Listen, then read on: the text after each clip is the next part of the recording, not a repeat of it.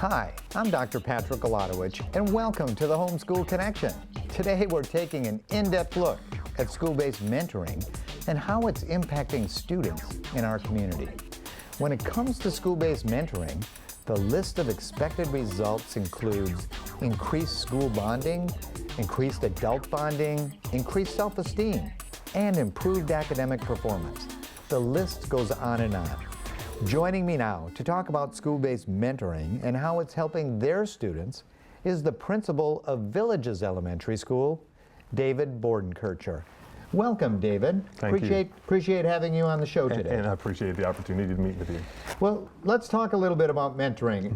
How many mentors do you have at the Villages right now? We're looking at probably on a weekly basis 40 to 50 that will come in and work with our students every week. And it's been a program that has grown over the years. We started with fewer than that, and it's just grown to 40 or 50 a week. Wow, that's an amazing amount. So the mentors essentially make a commitment to come in every single week to work with the same child. Yeah, that's correct. They come in and they're assigned to 3 children, one of each grade level, first grade, second, and third. They will spend 30 minutes with each grade level, and we cycle the children in and out based on a schedule that we run. But they see the same children every week, and that's where the bonding begins. That's where it becomes to move from just a sort of a tutoring model to a real mentorship where they really create relationships. Well, that sounds really good. So each mentor actually is impacting 3 students. That is correct, and the mentors grow very close with those students, and that's when the real magic happens, because now students go from a scenario where they want to just learn what their studies are to really wanting to please that person, right, who they spend that time with. It's important to the children to do and perform at a level that would make those mentors proud. So you feel like the students really are connecting with the mentors. Yes, and you see that happen very quickly in the year. The children, as they're coming to the cafeteria, just can't wait to get there. They're excited about visiting their mentor again.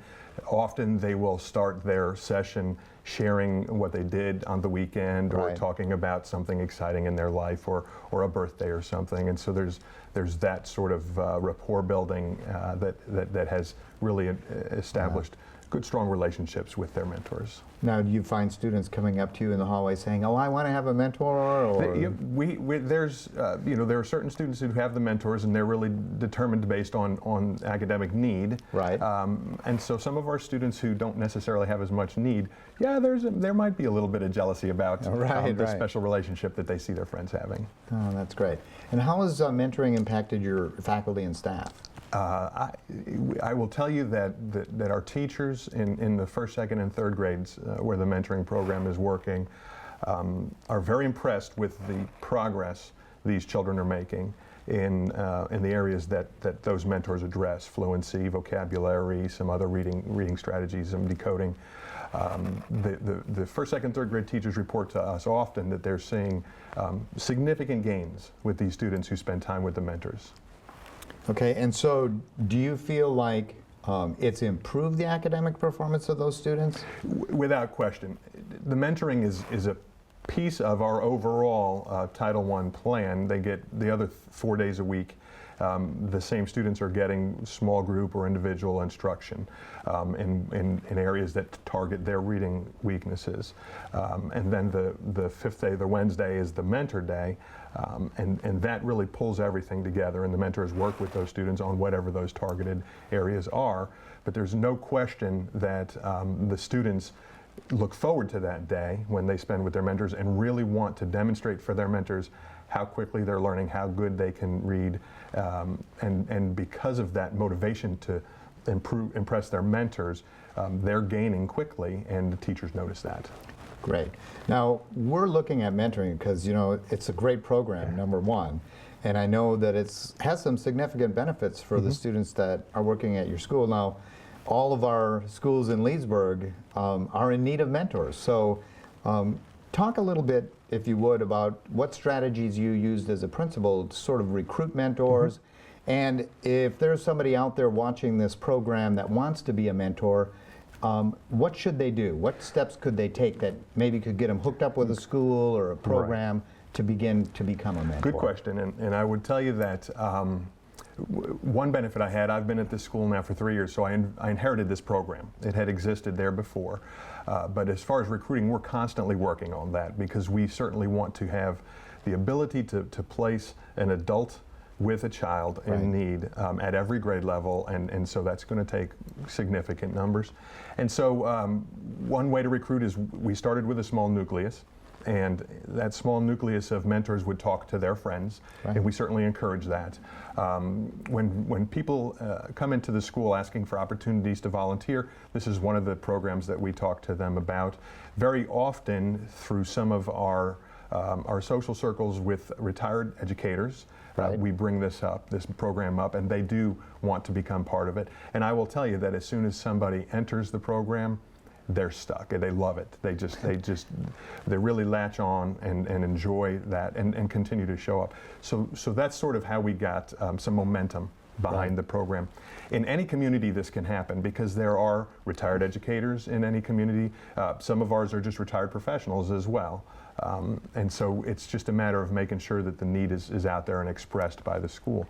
If there are people in the community who seek to become a mentor or want to start a mentor program at a school that may not have one going, the first step is to just go on in and meet with the principal, meet with the volunteer coordinator, maybe the guidance counselors, and express the desire to become part of this type of a program for the children in that school.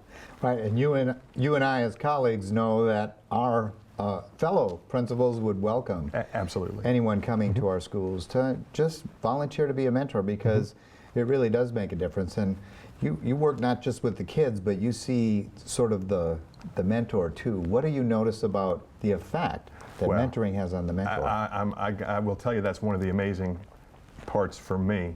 Our children meet their mentors in the beginning of the school year, probably late August, early September, and then they meet once a week. And I go down every week and just walk around. I really don't address them. I don't interrupt the process, but I just walk around and I listen and I hear the conversations and how much the children are enjoying the mentors, how much the mentors are enjoying the children.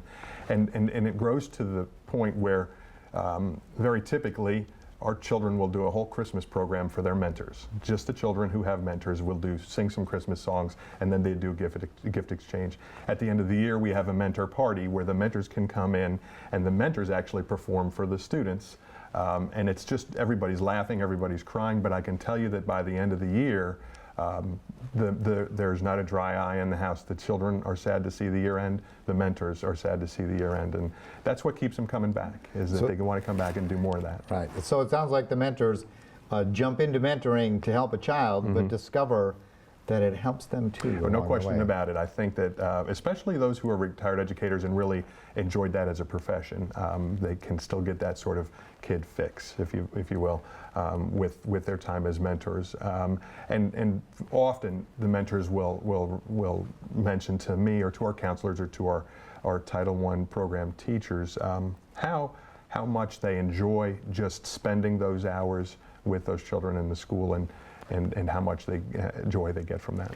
Now, have you had mentors follow their mentee after elementary school into the middle school?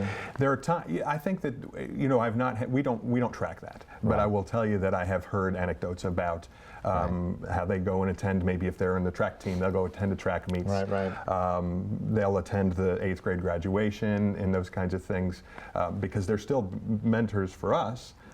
And those children have moved on.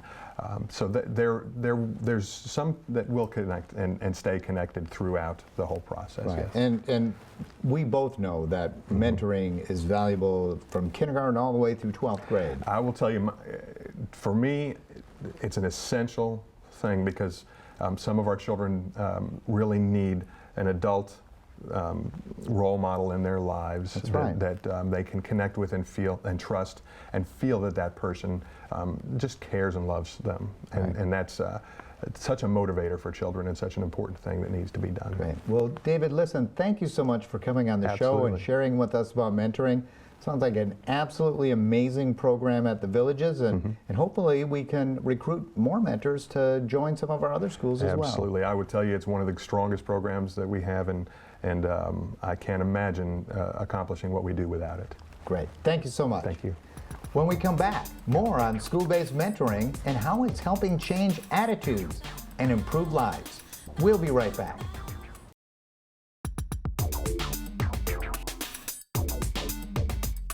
Welcome back to the Homeschool Connection. If you're just joining us, we're taking a look at school-based mentoring.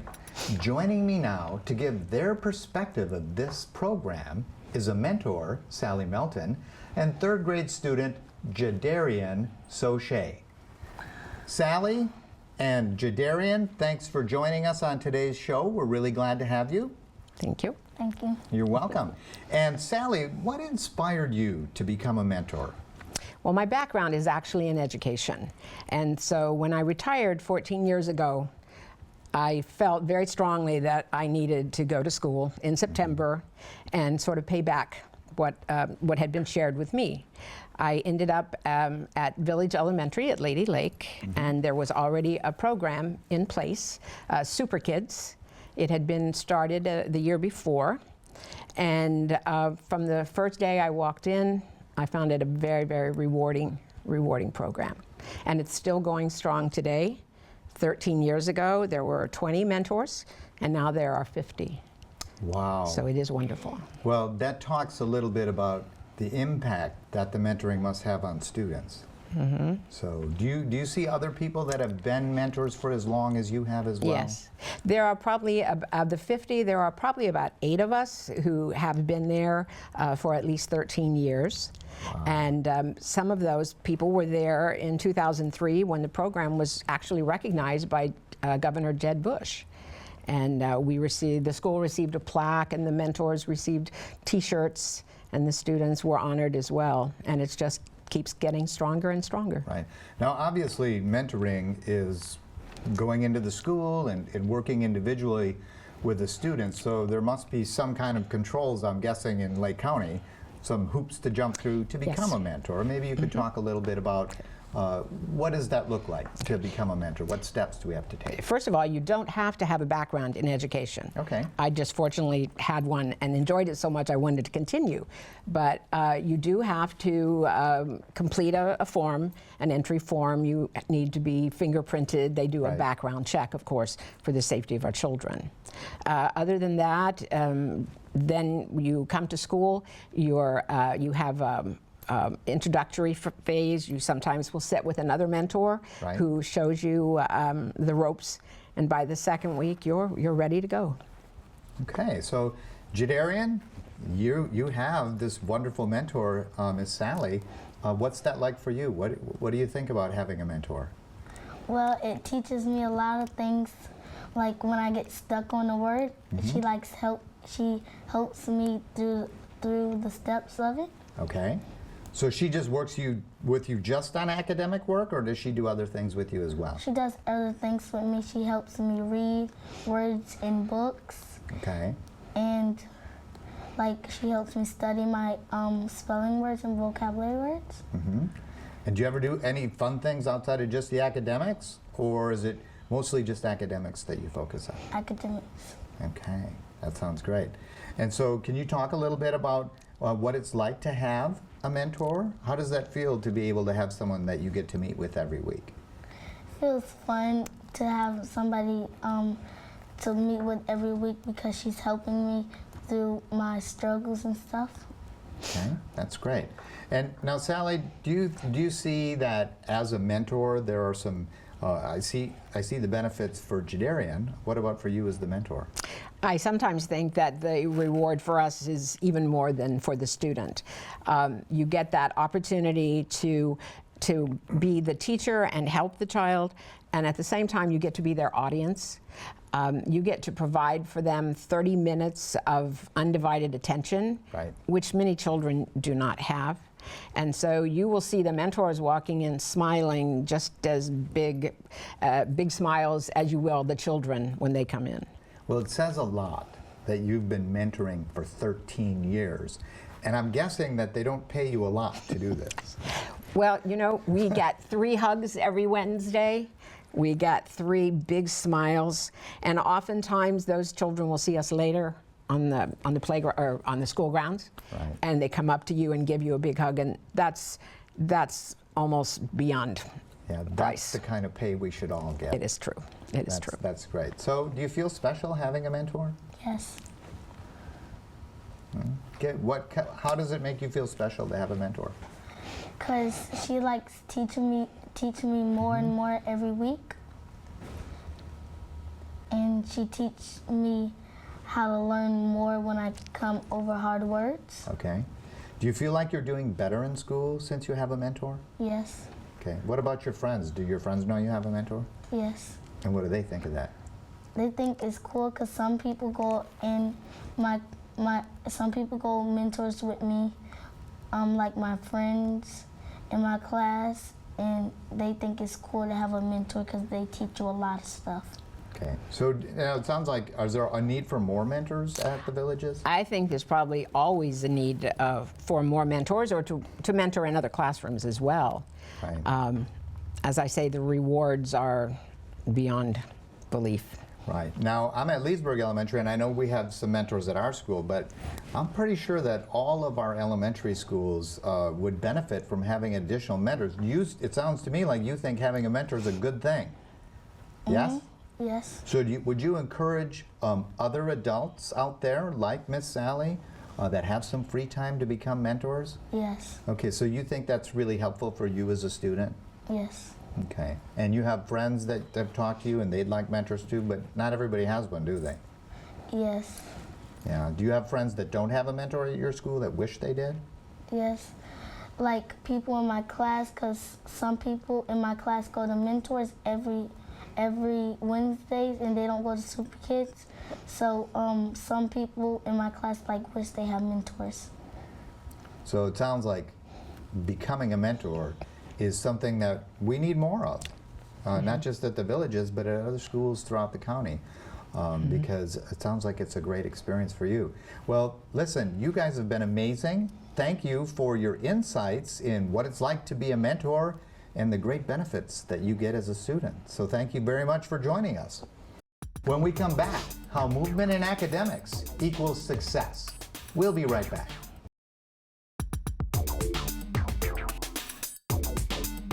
Welcome back to the Homeschool Connection. I'm your host, Dr. Patrick Olotowicz. If you have a question or there's a topic you'd like to see get addressed, get connected to us by logging on to lakefronttv.com. Also, be sure to follow us on Facebook and Twitter. It's now time to head into the classroom with Muriel Burt with this week's Fit Body, Fit Mind segment. We're going to talk today about my best friend, the jump rope. I have been jumping rope since I've been a little girl. Jumping rope can help you stay fit and have fun. But not only can you stay fit and have fun, recent research shows it can also help brain development. When you are exercising with the jump rope, you're not only working the health components of fitness, which are your heart muscle, your muscular strength, muscular endurance, body composition, but you're also working skill components of fitness, which are agility, speed, balance, rhythm, coordination. So Center for Disease Control feels that jumping rope is the #1 exercise, and we can do it anywhere, and it's very inexpensive. A jump rope at the local store costs about $3. You can go to a sporting goods store, buy one for anywhere from $20 to $30. But a $3 jump rope works just as well as an expensive jump rope. So, how do we know what size jump rope we need? Let's take a look. If you're a beginning jumper, a beaded type rope is the best type of a rope. It's got a little bit of weight to it, so it's going to spin a little easier, and it's going to be a little easier to use. When you stand with 2 feet on the rope, for a beginner now, it should come above your shoulders, right about to your earlobes. If you're a more advanced jumper, you can have a rope similar to a licorice rope. These ropes spin well. It should come right under your armpits. So if you're more advanced, you want your rope to be right under your armpits, and you want more of the licorice type rope. So again, a beginner, you would like the beaded rope, almost up to your earlobe. Advanced, a licorice rope, right under the armpit. So today, we're going to take a look at some of our third graders here at Leesburg Elementary School doing basic fitness jumping. So 2 feet together, hands down by their sides, using their wrists to twirl. Ready? Third grade, let's have some fun with the jump rope. Go ahead and begin. Remember, when that rope hits the ground, that's your cue to jump. You twirl it, then jump. Twirl it, then jump.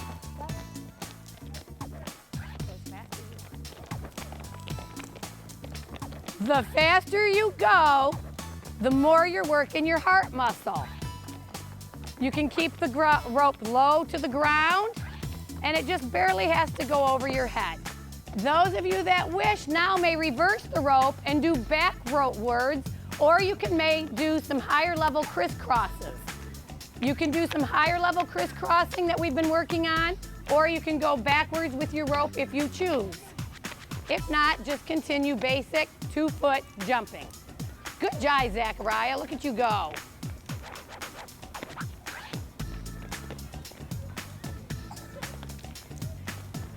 And there you have it, our third graders at Leesburg working their heart muscle, their brain, getting oxygen and glucose to the brain, ready to go back to class and learn. And back to you, Dr. Glodowich. Great information. Thanks, Muriel. Every week, here on the Homeschool Connection, we want to encourage our viewers to be engaged with literacy and the magic of books. On this week's The Book Connection, we're taking a look at media-enhanced books. Let's check it out. Thank you, Dr. G. This time on The Book Connection, I want to highlight some special books we have in our youth department that are called AV2 books. These are media-enhanced books, which means it's more than just the print book. You open it up, go to the first page there next to the table of contents, and it gives you directions where if you have an internet access, you could do it in the library or at home. You go to the web address for av2books.com, enter the book code here, and you have access to additional information that's up to date, up to the minute about the subject that your book is about. You can listen to sections of the book being read to you. You can watch video clips to do with your subject. Keywords, take quizzes, do a slideshow, has captions and things if you're preparing a presentation on the topic. Embedded web links, again, these are always updated, so even though the book is printed and static, you can get additional information from the web. It also has activities and hands-on experiments. So these are our AV2 books. For our younger readers, we have subjects like sea dragons and clownfish.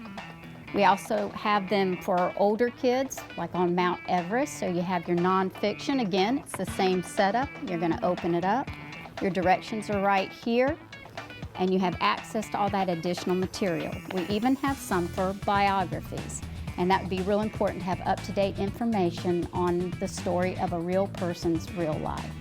So please come down to the Leesburg Public Library, look for these AV2 books. You can find them in the catalog and by searching under AV2, or it has the logo on them and even on the spine label. Thank you, Dr. G. Back to you. Thanks for joining us. We hope you enjoyed today's show. If you have a question or topic you'd like to see addressed in a future show, please contact us on lakefronttv.com. Until next time, don't break the connection.